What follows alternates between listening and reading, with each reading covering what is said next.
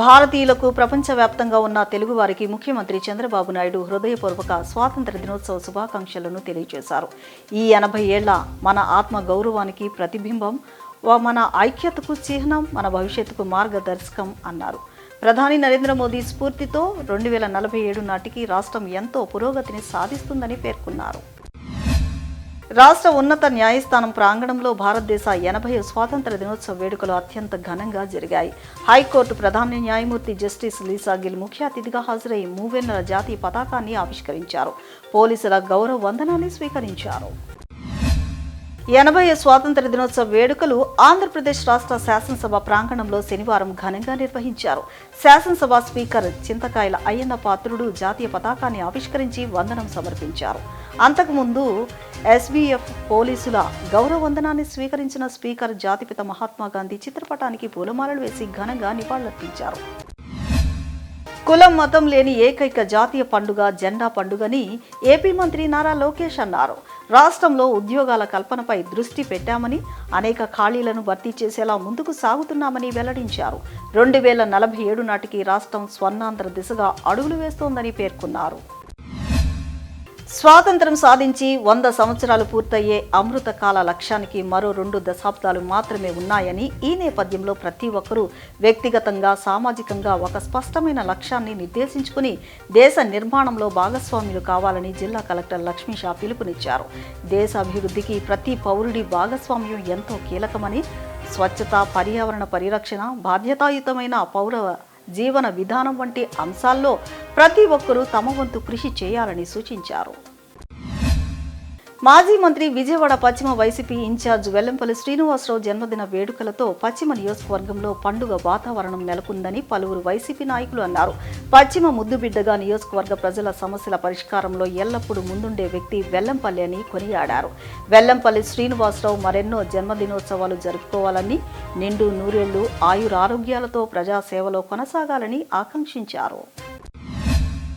విజయవాడ ఇంద్రకీలాద్రి శ్రీ దుర్గా మల్లేశ్వర స్వామివార్ల దేవస్థానంలో 80వ భారత స్వాతంత్ర దినోత్సవ వేడుకలు అత్యంత ఘనంగా జరిగాయని ఆలయ ఈవో సీనా నాయక్, చైర్మన్ బొర్రా రాధాకృష్ణ అన్నారు. స్వాతంత్ర సమరయోధుల త్యాగాలను స్మరించుకున్నామని, రాష్ట్ర ప్రభుత్వం మరియు దేవాదాయ శాఖ సహకారంతో ఇంద్రకీలాద్రికి వచ్చే ప్రతి సామాన్య భక్తుడికి సంతృప్తికరమైన దర్శనం, నాణ్యమైన సేవలు అందించడమే లక్ష్యంగా పనిచేస్తున్నామని పేర్కొన్నారు. రాబోయే దసరా శరన్నవరాత్రి ఉత్సవాలను మరింత వైభవంగా నిర్వహించేందుకు అందరూ సమన్వయంతో కృషి చేయాలని పిలుపునిచ్చారు. స్వాతంత్ర స్ఫూర్తికి విరుద్ధంగా రాష్ట్రంలో నేడు పోలీసు రాజ్యం నడుస్తోందని, ప్రభుత్వాన్ని ప్రశ్నించే ప్రతిపక్షాలపై, ప్రజలపై అక్రమ కేసులు, నోటీసులతో కక్ష సాధింపు చర్యలకు పాల్పడుతున్నారని శాసన మండలి విపక్ష నేత బొత్స సత్యనారాయణ తీవ్ర స్థాయిలో ధ్వజమెత్తారు. ఆంధ్రప్రదేశ్ రాష్ట్ర శాసన మండలి ప్రాంగణంలో 80వ స్వాతంత్ర దినోత్సవ వేడుకలు ఘనంగా నిర్వహించారు. శాసన మండలి చైర్మన్ కొయ్యే మోషేనురాజు జాతీయ పతాకాన్ని ఆవిష్కరించి వందనం సమర్పించారు. అనంతరం ఎస్పీఎఫ్ పోలీసుల గౌరవ వందనం స్వీకరించి జాతిపిత మహాత్మాగాంధీ చిత్రపటానికి పూలమాలలు వేసి నివాళులర్పించారు. విద్యార్థుల్లో దేశభక్తి, జాతీయతా భావాలను పెంపొందించే విధంగా తమ డోకుపర్తి ఉపేంద్ర హైస్కూల్ నందు 80వ స్వాతంత్ర దినోత్సవ వేడుకలు నిర్వహించడం జరిగిందని YSR colony, Jakkampudi SKPVV Hindu high school principal Shyamala అన్నారు. భారతదేశానికి స్వాతంత్రం సాధించిన పోరాట యోధులను ఆదర్శంగా తీసుకుని విద్యార్థులు మంచి పోరాట పటిమతో ఉన్నత స్థానాలకి ఎదగాలని ఆమె ఆకాంక్షించారు. భారతదేశం ఒక గొప్ప దేశమని, అనేక మంది మేధావులు పుట్టిన ఇల్లు అని శ్రీ గౌతమ్ స్కూల్ ప్రిన్సిపల్ సూర్యారావు అన్నారు. బ్రిటిష్ కదంబ హస్తాల నుంచి భారతదేశం విముక్తి పొంది 80వ స్వాతంత్ర దినోత్సవాన్ని జరుపుకుంటుందని, స్వాతంత్రం పొందడానికి అనేక మంది పోరాట యోధులు చేసిన కృషిని మనందరం స్మరించుకోవాల్సిన అవసరం ఉందని అన్నారు. నేటి బాలలే రేపటి భావి భారత పౌరులని, పోరాట యోధుల స్ఫూర్తితో వారు మరింతగా ఎదగాలని ఆకాంక్షించారు. స్వాతంత్ర పోరాటంలో ఎంతో మంది అసూలు బాశారని, వారి త్యాగ ఫలితంగానే భారతదేశంలో నేడు ప్రజలు స్వేచ్ఛగా జీవిస్తున్నారని టీడీపీ రాష్ట్ర అధికార ప్రతినిధి నాగుల్ మీరా అన్నారు. ఈ దేశానికి స్వాతంత్రం రావడం వలన మనల్ని మనం పరిపాలించుకుంటున్నామని తెలిపారు. స్వాతంత్ర సమరయోధులకు అందరూ హృదయపూర్వక జోహార్లు అర్పించాల్సిన అవసరం ఉందన్నారు.